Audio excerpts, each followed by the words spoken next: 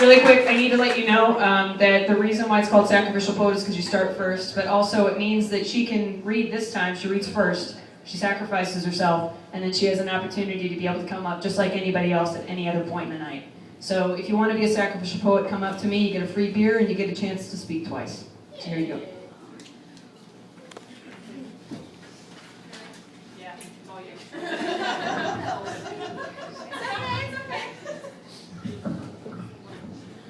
Really, I did this for the free beer. It was a cider. A cider, I mean. I'm sorry, that's what I really had. Alright, so I gotta give you a little background.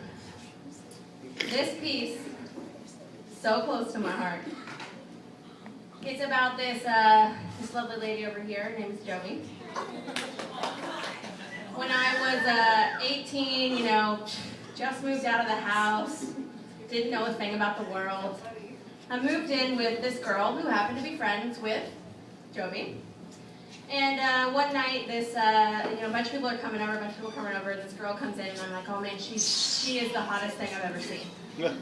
And then about 25 minutes later, Jovi walked in and I changed my mind. I said, no, Jovi's the hottest thing I've ever seen. Because when you're 18, that's how fast you change your mind. And I loved her for about 3 weeks, which is a lot, before I realized that, it was never going to happen. And instead, 6 years later, I now have this beautiful friendship that I am forever thankful for. And so this poem is about her, and it's called Love Poems Are for Friends Too.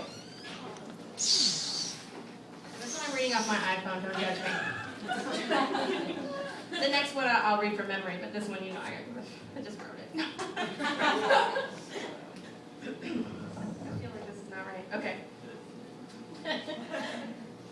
And I want you to know that when I'm with you, the resonance of my heart can be heard by the deaf, because you make me a person who can't be brought down even by Hurricane Katrina, for the rains become tears that make the ocean twinkle with our love. And I am grateful just to know you, for the ebb and flow of the universe was disturbed by the moment of our meeting. And I will never call you lover, for you mean more to me than a roll around in bed, cupcaking, honeymooning, 3 months less than great love ever could. So I will call you friend.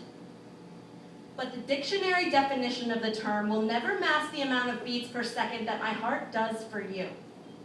For a friend weren't a 6-letter word, there wouldn't be enough letters in the alphabet to spell out exactly what you mean to me. But I want to try. To use my verbal display of affections to wrap you tight like the way your mother protected you, knowing that only you would understand. That just because I don't rhyme doesn't mean these feelings aren't true. And they are.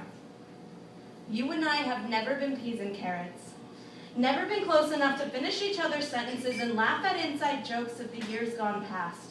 The textbook spelled out meaning of letters strung into words to tell people how they will never feel that limitless connection because they just aren't doing it right. So how do you connect? My body with yours doesn't make parentheses of lovers who hold too tight until it bursts. We make words. Rhetoric is spoken, and while my writing has nothing on yours, I still feel like Plato. And you are Socrates. Definer of how to speak well, you lecture me. With short spells of inspiration, because I can't take more than 30 seconds without breathing. I feel like day-old front-counter bread that they are selling half price at the bakery. Well, you are the loaf that Jesus broke and handed out as flesh, but the most valuable lesson was not how to turn water into wine or how to preach the divine, but that instead of being less, I am infinite. And you taught me that I am not alone in this. Not a captive of late-night worries and wishes for sleep to take me, but that I am stupid brilliant. A vessel of emotion that tells stories making even the most lost feel found. You remind me that the mistakes I've made make me human. And while I'll never be Jesus or come close to a saint, but the flaws that line the borders of my boxed-in heart make me human. Live loud. Get messy. Love strong. Stay beautiful. If only I could bottle you like the sand I collected from the beaches of my childhood, tiny fragments of rock and glass that exfoliate the stress from between my toes. Carry you in my pocket, like a love letter left behind for someone who never got the chance to read it. And when I feel lonely, I'll take your words and my sand and make castles out of letters that only we can understand, because I want to be selfish and make this world that I feel safe in only ours. I'm not worried about the when or the how, only the now that resonates inside of my broken lungs, because I gave one half to you, and I don't want it back. For I would prefer cold winter mornings with cups of liquid energy and conversation to pillow talk any day, because you mean more to me than a lover ever could.